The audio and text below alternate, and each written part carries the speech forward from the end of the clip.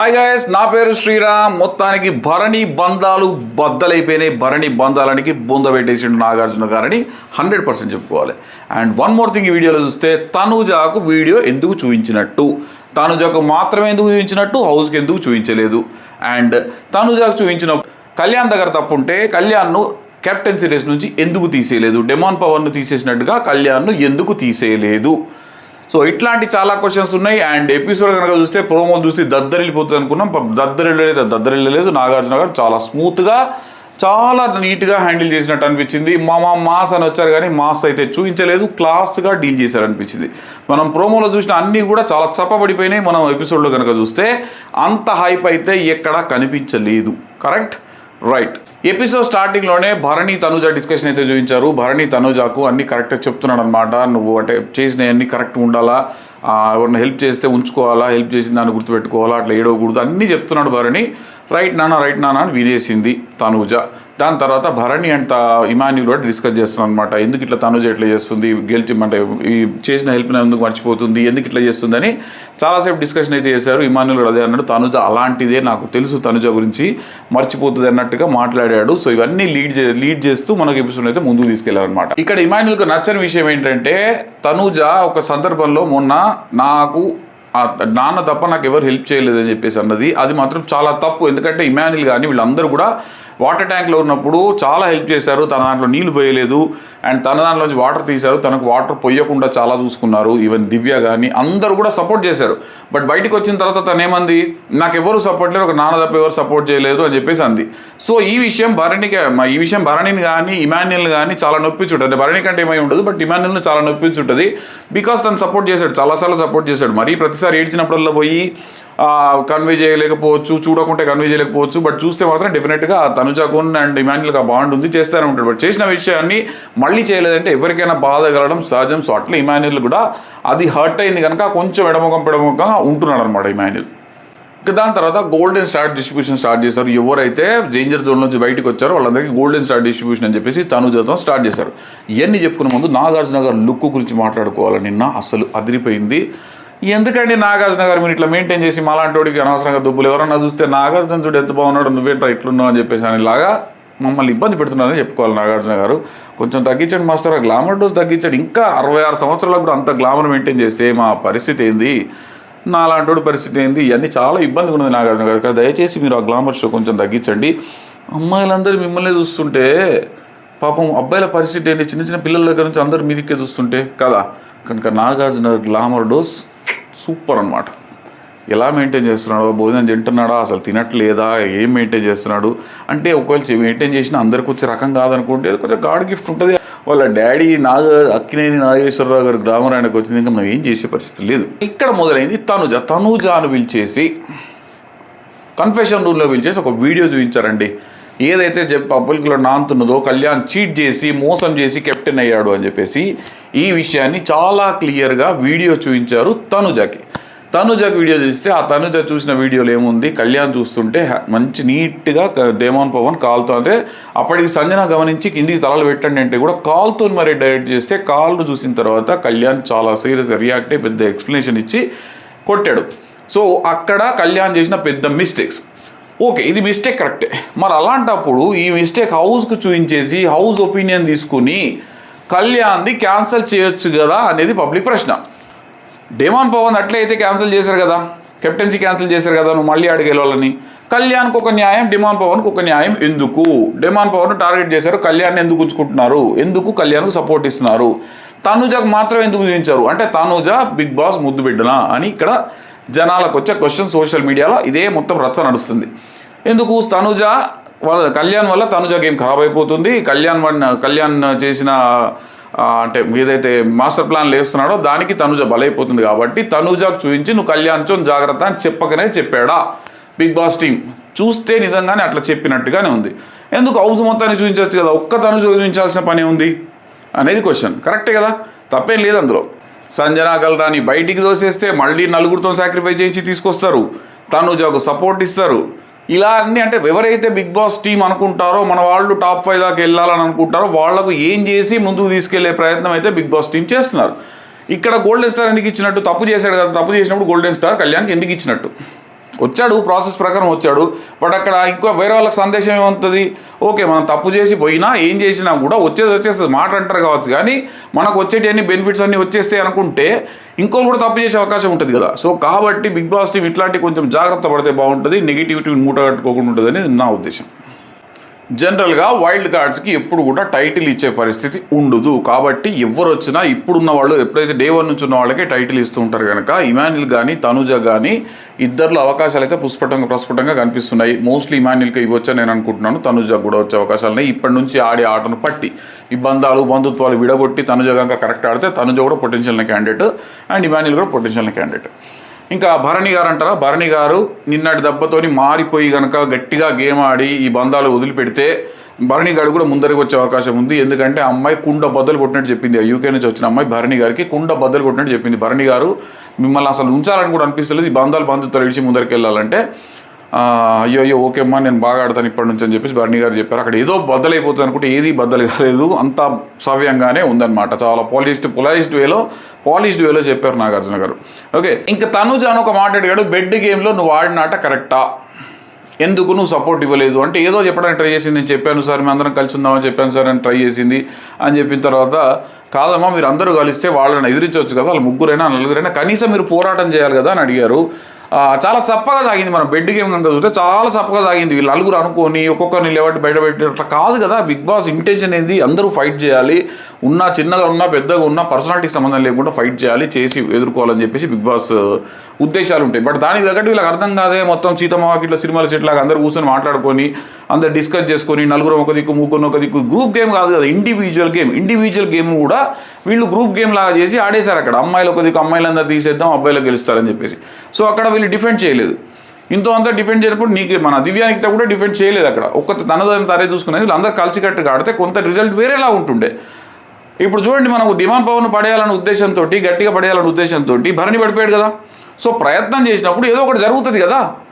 వీళ్ళు లెట్టాలు వచ్చినప్పుడు చిన్నగా ఏదైనా వెళ్తే వాళ్ళు పడితే వాళ్ళే అవుట్ అవుతారు కదా. సో అలాంటి ప్రయత్నం చేయలేదని అక్కడ వాళ్ళ బిగ్ బాస్ వల్ల ఆందోళన, నాగార్జున సార్ ఆందోళన అదే చెప్పాడు అనమాట. సో ఇంకోటి తనుజ మనం అనుకున్నట్టుగా దివ్య వచ్చిన తర్వాత తనుజ ఫీల్ అయిపోతుంది. దివ్య వచ్చిన తర్వాత భరణి గారు నాకు దూరం అవుతున్నట్టు ఫీల్ అవుతుంది. అదే విషయం అదేమన్నా బాధపడుతున్నావా తనుజ అని అడిగాడు. ఎందుకు ఇంత హ్యాపీగా అడుగుతున్నా, ఎంత అపాయింట్మెంట్ రాసేసి అంటే అసలు తనుజకి ఏ ఇబ్బంది జరగకూడదన్న ఉద్దేశంతో బిగ్ బాస్ టీం ప్రవర్తిస్తుందా అన్నట్టుగా కనిపిస్తుంది అక్కడ సీన్. ఎవరు చూసినా అట్లే అనిపిస్తుంది కదా. అలా అడిగే వరకు లేదు సార్ నాకు ఎట్లేం లేదు, నా పేరప్ అయిపోయాము, కదిలాము, కలిసిపోయాము, మాకు అంటే పేరప్ అయిపోయాము, ఇప్పుడు ఆ గొడవలు ఏం లేదు అని చెప్పింది. సో చెప్పింది కానీ కడుపులోనైతే ఉంది అని నాకైతే అనిపిస్తుంది. ఇంకా ఆ గొడవ అయితే చల్లారలేదు అంత ఈజీగా. తర్వాత దివ్యకు కూడా గోల్డెన్ స్టార్ ఇస్తూ దివ్యని అడిగాడు అనమాట, భరణి గారు ఆ రోజు ఆడింది తప్ప కరెక్టా అన్న ఉద్దేశంతో దివ్యని అడిగితే దివ్య ఏదో చెప్పేసింది కానీ అక్కడ తనకు అర్థం కాల, ఆయన అడిగిన క్వశ్చన్ అర్థం కాల, తనను పంపించేటందుకోసం చేసాడని ఏదో చెప్పబోయింది. అలా కాదమ్మా, తనుజ మన శ్రీజను బయటికి నెట్టేయడం కరెక్టా అంటే కాదు సార్, ఇంకా వాళ్ళు చేసుకుంటారు కదా, ఎవరు దానికోసం కరెక్ట్గా ఆడతారు కదా అని ఏదేదో చెప్పేసింది. బట్ అక్కడ దివ్యకు కరెక్ట్గా అర్థం కాలేదు. తర్వాత భరణికి గోల్డెన్ స్టార్ ఇచ్చారు. భరణికి గోల్డెన్ స్టార్ ఇచ్చుకు బెడ్ టాస్క్లో శ్రీజన్ తోయడం కరెక్ట్ అని మళ్ళీ సేమ్ క్వశ్చన్ భరణిని అడిగితే లేదు సార్ అక్కడ నేను చేసిన మిస్టేకే, అట్లా చేయకూడదు. అండ్ కింద పడ్డప్పుడు కూడా తన కింద పడి పవనే కింద పడ్డాడని చెప్పినప్పుడు అది కూడా తప్పే కదా. తన కింద పడ్డాను ఫస్ట్ పడ్డాడని తెలుసు, అది కూడా చెప్పలేదు భరణి. తన మీద తోసేశాడు, డిమాండ్ పవర్ కింద పడ్డాడని తోసేసి పైకి ఎక్కాడు. ఎక్కిన తర్వాత మళ్ళీ ఈమె ఇక్కడ రాజకీయం చేసిన ఎవరు, ఫ్లోరా సైని రీతుకు సపోర్ట్ ఇచ్చి అందరినీ తోసేస్తాడన్న ఉద్దేశంతో పవన్ అని డిక్లేర్ చేసిందంట. అంటే క్లియర్గా అసలు వీళ్ళకు గేమ్ అర్థం కాదా, సంచాలకులు ఉన్నప్పుడు ఎట్లా ఆడాలి, గేమ్ ఉన్నప్పుడు ఎట్లా ఆడాలి, ప్లేయర్ ఉన్నప్పుడు ఎట్లా ఆడాలి, ఇవన్నీ వీళ్ళకి మైండ్కి ఎక్కువ అర్థమే కాదు. ఆయన చెప్పాడు సంచాలకుని ఉన్నప్పుడు నువ్వెట్లా మైండ్లో పెట్టుకొని ఆడతావమ్మా, తప్పు కదా అది. నువ్వు ప్లేయర్గా ఉన్నప్పుడు నీ ఇష్టం వచ్చినట్టు ఆడు, ఎవరు వద్దన్నారు, నువ్వు గెలవడానికో లేకుంటే నీకు సంబంధించిన గెలిపించుకోవడానికి ఏదన్నాడు. కానీ వెన్ యు ఆర్ సంచాలక్ అంటేనే ఐడిల్. చాలా పెద్దవాడు చెప్పాడు నాగార్జున గారు, అమ్మ అన్ని చోట్ల ఉండలే, మన దేవుడు అన్ని చోట్ల ఉండకుండా అమ్మను పంపిస్తాడు. అలాగే బిగ్ బాస్ తను ప్రతి చోట ఉండలేక సంచాలకుడిని పెడతాడు. అంటే సంచాలకుడు రిజంబుల్స్ బిగ్ బాస్ లేనప్పుడు ఆటను చూసుకునేటప్పుడు సంచాలకుడే బిగ్ బాస్. సో అక్కడ విచక్షణ చూడాలి, అన్నీ చూడాలి. అండ్ ఐడిల్గా ఉండాలి. వన్ సైడ్ తీసుకోకుండా బయాస్గా ఉండకుండా ఐడిల్గా ఉండాలి. సంచాలకుడు పర్ఫెక్ట్. ఇన్ని సంవత్సరాల నుంచి 9 సీజన్లు చూస్తున్నారు. సంచాలకులు తప్పు చేస్తే నాగార్జున గారు వచ్చేసి తిడతారని తెలీదా? పబ్లిక్ చూస్తున్నారని తెలీదా? 100 కెమెరాలని తెలీదా? ఇన్ని చూసి కూడా లోపలేదో పెట్టుకొని గ్రజ్జులు పెట్టుకొని పర్సనల్ గ్రజ్జులు పెట్టుకొని బయటికి పంపించేసేయడం, లేకుంటే రీతు గెలుస్తుందని చెప్పేసి డెమాన్ను పంపించడం. అందుకే నిన్ను కూడా పబ్లిక్ పంపించేశారమ్మా. ఫ్లోరాస్ అయిన బయటికి వచ్చేసింది. అందుకే అదే స్ట్రాటజీలు వాడారంటే సంచాలకునికి స్ట్రాటజీ ఉండొద్దమ్మా. గేమ్కు ప్లేయర్కు స్ట్రాటజీ ఉండొచ్చు, బట్ సంచాలకునికి స్ట్రాటజీ ఉండకూడదు అని క్లియర్గా చెప్పారనమాట. తర్వాత భరణి అమ్మాయితో కన్వర్జేషన్ చేయించారు. సరిగ్గా ఆడలేదని చెప్పేసి బాగుంది ఆ కన్వర్జేషన్ అంతా. అమ్మాయి చాలా కొట్టే తెచ్చేలాగా పట్ పట్ పట్ అని చెప్పేసింది. మంచి తెలంగాణ స్లాంగ్ ఉంది అమ్మాయి దగ్గర, గట్టిగా చెప్పింది అనమాట. తర్వాత ఇమాన్యుయల్ని ఫెయిల్డ్ సంచాలక, కరెక్ట్ 100% ఇమాన్యుయల్ ఫెయిల్డ్ సంచాలకే. ఈ బెలూన్ టాస్క్లో కానీ ఈ బెలూన్ టాస్క్లో అయితే డెఫినెట్గా ఫెయిల్డ్ సంచాలకే. ఎందుకంటే పక్క నుంచి రాము 100% చెప్తా ఉన్నాడు, అది తప్పు తప్పు తప్పు, నువ్వు చేసే తప్పు, నేను ఒప్పుకోను అని చెప్తా ఉంటే కూడా ఇమాన్యుయల్ అది వాళ్ళకి ఇష్టం, వాళ్ళకి వదిలేశాను, వాళ్ళు ఎట్లా ఆడుకొని బిగ్ బాస్ చెప్పలేదు. బిగ్ బాస్ అన్నీ చెప్పడు. ఈ విషయంలో చెప్పారు నాగార్జున గారు. దేవుడు అన్ని చోట్ల ఉండలేక అమ్మను పంపించాడు, బిగ్ బాస్ అన్ని చోట్ల ఉండక సంచాలకుని పంపించాడు. ఇదే సందర్భంలో చెప్పాడు ఇమాన్యుయల్కి. సో ఇక్కడ ఫెయిల్డ్ సంచాలకని ఇమాన్యుయల్ డిసైడ్ చేశారు. తర్వాత సుమన్ అండ్ శ్రీజాని పిలిపించేసి శ్రీజాన్ ఏమన్నాడంటే, నీకు తప్పు జరిగిందని తెలిసినప్పుడు, నువ్వు కరెక్ట్ అని తెలిసినప్పుడు నువ్వు పోరాడలేవమ్మా అని చెప్పేసి ఆ పైపుల్లోంచి దూరినప్పుడు చూపించారు. శ్రీజ అప్పుడే బయటకు వచ్చేసింది, బట్ అక్కడ పోరాడలేదు గట్టిగా అని చెప్పేసింది అన్నారు నాగార్జున గారు. బట్ అక్కడ అడిగినా కూడా వీళ్ళందరూ కూడా దివ్య కూడా నువ్వు వెనకాలే ఉన్నావు, శ్రీజ అంటే దివ్యకు పడదు, దివ్య ఖచ్చితంగా శ్రీజకు వ్యతిరేకంగా మాట్లాడుతుంది. అప్పుడు శ్రీజ ఇన్ఫ్లుయెన్స్ చేసింది, నువ్వు రాలేదు, మొత్తం బయటికే ఉన్న ఒక నీ చేతిలో ఉండే పవన్ కళ్యాణ్ బయటకు వచ్చాడని చెప్పేసి అప్పుడు శ్రీజ చెప్పింది. చెప్పడం వల్ల ఇక్కడ ఇన్ఫ్లుయెన్స్ అయిపోయి ఇమాన్యుయల్ వీళ్ళందరూ కూడా ఇచ్చేశారు కళ్యాణ్కి. అక్కడ నువ్వు చెప్తలేవు అని చెప్పేసి శ్రీజాకి అన్నాడు. తర్వాత సుమన్ శెట్టి వాటర్ గేమ్లో నిజంగా కూడా అన్యాయమే. సుమన్ శెట్టి హైట్కి అది కాలుతో తగలడం అనేది అసాధ్యం. ఒకవేళ తగిలింది అనుకున్నా కాలు బయటికి రాకూడదు, సపోర్ట్ తీసుకుంటే లోపలనే ఉండడానికి సపోర్ట్ కనుక తీసుకొని ఉంటే, తేలుతుంటే లోపలికి వెళ్ళడానికి తీసుకొని ఉంటే అక్కడ తప్పు లేదు. ఈవెన్ పబ్లిక్ ఒపీనియన్ కూడా అదే ఉంది, సుమన్ శెట్టి చేసిన తప్పేం లేదని. కానీ అక్కడ ఫ్లోరాసైని సరిగ్గా చూడక ఇచ్చేసింది. కాబట్టి నీ వల్ల వీళ్ళు రాలేదన్నారు. అలాంటప్పుడు నీ వల్ల వీళ్ళు రాలేదు అన్నప్పుడు వాళ్ళకు అవకాశం ఇచ్చి ఇంకేదైనా చేసే అవకాశం ఇవ్వాలి కదా. ఇవ్వకుండా వాళ్ళకి బ్లాక్ స్టార్లు ఇచ్చేస్తే వీళ్ళ తప్పులు చూపించినప్పుడు, నాగార్జున గారు వీళ్ళ తప్పులు చూపించినప్పుడు, వీళ్ళ వల్ల ఒకరి వల్ల వాళ్ళు తప్పులో పడ్డారన్నప్పుడు వాళ్ళకి బ్లాక్ స్టార్స్ ఎట్లా ఇస్తారు? వాళ్ళ తప్పు కాదు కదా. సంచాలకుడు తప్పు చేస్తే వాళ్ళకు బ్లాక్ స్టార్ ఇచ్చేసి వాళ్ళని ఎట్లా అందులో ఉంచుతారు? లేదంటే అట్లీస్ట్ వాళ్ళకు ఒక గేమ్ పెట్టేసి ఇంకేదైనా పెట్టేసి గోల్డెన్ స్టార్ ఇవ్వచ్చు కదా వాళ్ళకి. ఎవరినో ఇద్దరినో ముగ్గురు మిగిలిస్తే అయిపోతుంది కదా. అఫ్కోర్స్ బిగ్ బాస్ టీం వాళ్ళు ఏం ఆలోచిస్తున్నారో తెలియదు. పబ్లిక్ చూపించేసి నెక్స్ట్ వీక్ వాళ్ళని మళ్ళీ తారుమారు చేసే అవకాశాలు కూడా చాలా ఉంటాయి అన్నమాట. తర్వాత రీతు బెలూన్ టాస్క్లో నిజంగా వరస్ట్ గేమ్ ఆడింది, ఆ పక్కన పెట్టేసింది. ఇది చాలా డిస్కషన్ జరిగింది. రీతును మొత్తానికి పబ్లిక్ ముందర రీతు సరిగ్గా ఆడలేదని చూపించాడు. ఎందుకంటే తాను బాటమ్ 2లో ఉంది, దానికంతా జస్టిఫికేషన్ ఇవ్వాలి కనుక నాగార్జున రీతు ఆట వరస్ట్ అని చెప్పేసి చూపించి ముందుకు వచ్చిన తర్వాత డెమాన్ పవర్ని ఒక గ్లాస్ పెట్టినప్పుడు ఆ ఒక గ్లాస్ వల్ల పోతే ఎందుకంత ఫ్రస్ట్రేట్ అయ్యావు, మూలల్లో కూర్చొని మాడు ముఖం వేసుకొని అందరికి ఎందుకు చెప్పావు, నువ్వు చేయడం వల్ల తను అట్లా ఇరిటేట్ అయింది కదా, కలిసి ఆడాలి కదా, ఇద్దరు కలిసి ఆడాలి కదా, అంటే గ్రూప్గా ఉన్నప్పుడు ఆడాలని చెప్పాడు. బట్ నాకు అక్కడ డెమాన్ పవన్ ఫ్రస్ట్రేషన్లో ఆ టైంలో ఉన్న ఫ్రస్ట్రేషన్లో తప్పు అనిపించలేదు. రీతు కూడా తప్పులేదు అక్కడ. రీతు కూడా పెట్టే లోపలనే అది పడిపోయింది. రీతు చేతులు తగిలి కూడా పడలా, అది ఇలా పక్కకు వచ్చింది, ఆగింది అనుకుంటుంది. మేబీ డెమాన్ పవన్ కరెక్ట్గా బ్యాలెన్స్ చేయకుండా కూడా పడిపోయి ఉండొచ్చు. అక్కడ దాకా వెళ్ళింది కానీ కరెక్ట్ బ్యాలెన్స్ చేయకుండా కూడా పడిపోయి ఉండొచ్చు. ఎవరిదన్నా రీజన్ కావచ్చు. ఆ డెమాన్ పవన్ తిట్టడంలో తప్పులేదు, రీతు కూడా తప్పులేదు, అక్కడ ఎవరిది తప్పులేదు. బట్ డెమాన్ పవన్ అనవసరంగా రెచ్చిపోయాడన్న ఉద్దేశంతో నాకు సార్ చెప్పారు. బట్ అది ఆ ఫ్రస్ట్రేషన్కు కారణం ఉందనిపించింది. నాకైతే పెద్దగా దానిలో రీజనబుల్గా అనిపించలేదు కళ్యాణ్ మన డెమాన్ పవన్ తిట్టింది. ఇంకా దీని తర్వాత ఫైర్ స్టార్మ్ వస్తుంది.